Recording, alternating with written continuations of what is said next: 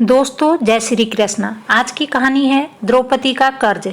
अभिमन्यु की पत्नी उत्तरा महल में झाड़ू लगा रही थी तो द्रौपदी उसके समीप गई। उसके सिर पर प्यार से हाथ फेरते हुए बोली, पुत्री, भविष्य में कभी तुम पर घोर से घोर विपत्ति भी आए तो कभी अपने किसी नाते रिश्तेदार की शरण में मत जाना, सीधे भगवान की शरण में जाना। उत्तरा हैरान होते हुए माता द्रौपदी को निहारते हुए बोली, आप ऐसा क्यों कह रही हैं माता? द्रौपदी बोली, क्योंकि यह बात मेरे ऊपर भी बीत चुकी है। जब मेरे पांचों पति कौरवों के साथ जुआ खेल रहे थे तो अपना सर्वस्व हारने के बाद मुझे भी दांव पर लगाकर हार गए। फिर कौरव पुत्रों ने भरी सभा में मेरा बहुत अपमान किया। मैंने सहायता के लिए अपने पतियों को पुकारा मगर वो सभी अपना सिर नीचे झुकाए बैठे थे। पितामह, भीष्म, द्रोण, धृतराष्ट्र सभी को मदद के लिए पुकारती रही मगर किसी ने भी मेरी तरफ नहीं देखा। वह सभी आंखें झुकाए आंसू बहाते रहे। सबसे निराशा होकर मैंने श्री कृष्ण को पुकारा, आपके सिवाय मेरा और कोई भी नहीं है। तब श्री कृष्ण तुरंत आए और मेरी रक्षा की।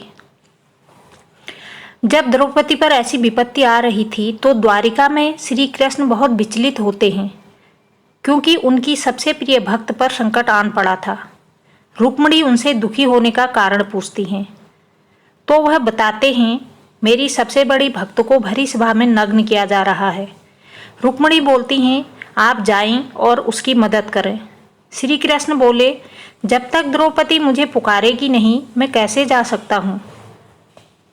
एक बार वो मुझे पुकार ले तो मैं तुरंत उसके पास जाकर उसकी रक्षा करूँगा। तुम्हें याद होगा जब पांडवों ने राजसूय यज्ञ करवाया तो शिशुपाल का वध करने के लिए मैंने अपनी उंगली पर चक्र धारण किया तो उससे मेरी उंगली कट गई थी। उस समय मेरी सभी पत्नियां वहीं थी। कोई वैद्य को बुलाने भागी तो कोई औषधि लेने चली गई मगर उस समय मेरी इस भक्त ने अपनी साड़ी का पल्लू फाड़ा और उसे मेरी उंगली पर बांध दिया। आज उसी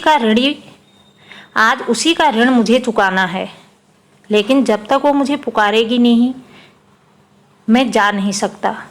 अतः द्रौपदी ने जैसे ही भगवान कृष्ण को पुकारा प्रभु तुरंत ही दौड़े चले गए। बोलो श्री कृष्ण गोविंद हरे मुरारी, हे नाथ नारायण वासुदेवाय नमः। लाइक और सब्सक्राइब जरूर करें। Thank you.